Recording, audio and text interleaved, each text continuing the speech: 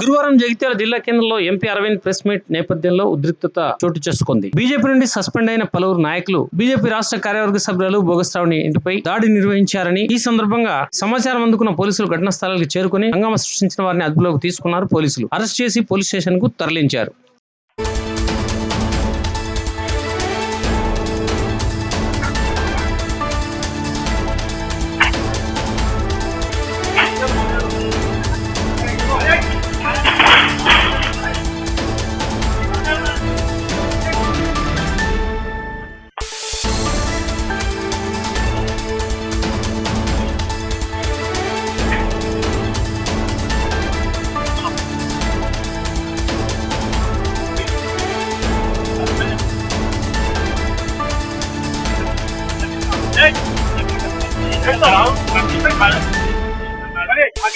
ఇక్కడ party meeting ఎక్కడ ఉంటాయి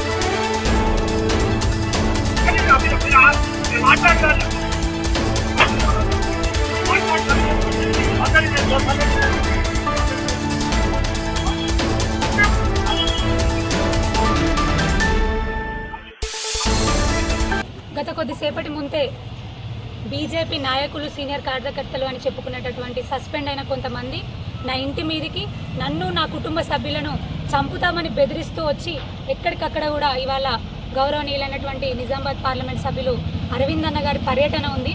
వారు మొన్న మున్సిపల్ ఎలక్షన్ సందర్భంగా గెలిచిన కౌన్సిలర్లని అదేవిధంగా క్యాడర్ని కొంత కలిసి వారితో గెట్ టుగెదర్ ప్రోగ్రాము మీటింగ్ అది ఉంది.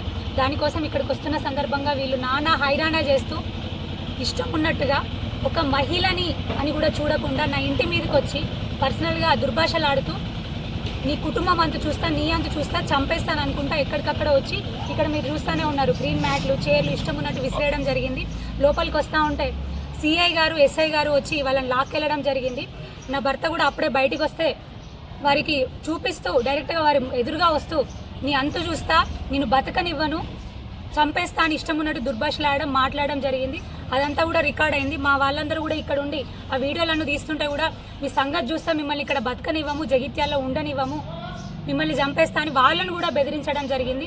ఇది ఎంత అప్రజాస్వామికమైనటువంటి చర్య, చాలా దారుణమైనటువంటి చర్య. అసలు ప్రజాస్వామ్యం ఎట్టుపోతుంది, ఎక్కడుంది?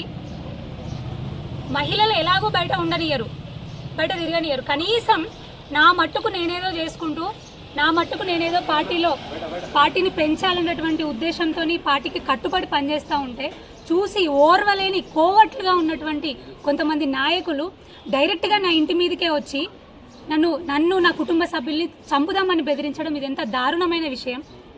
ఎక్కడికక్కడ కూడా సీసీ కెమెరా రికార్డింగ్స్ ఉన్నాయి, ఆ సీసీ ఫుటేజ్ కూడా ఉంది, దానికి సంబంధించినట్టు విజువల్స్ కూడా ఉన్నాయి. దయచేసి ఇదంతా గమనించగలరు. నేను ఈ సందర్భంగా సిఐ గారికి ఎస్ఐ గారికి ధన్యవాదాలు తెలియజేస్తూ ఉన్నాను. టైంకి వారు ఇమీడియట్గా వచ్చి వాళ్ళని తీసుకెళ్లడం జరిగింది. ఇది చాలా దారుణమైన విషయం. ఒక ఆడపిల్లని కూడా చూడకుండా నా కుటుంబం అంతా ఉంది, లోపల మా లేడీస్ ఉన్నారు, కార్యకర్తలు ఉన్నారు, అందరినీ కూడా భయభ్రాంతులకు గురి చేయడం జరిగింది.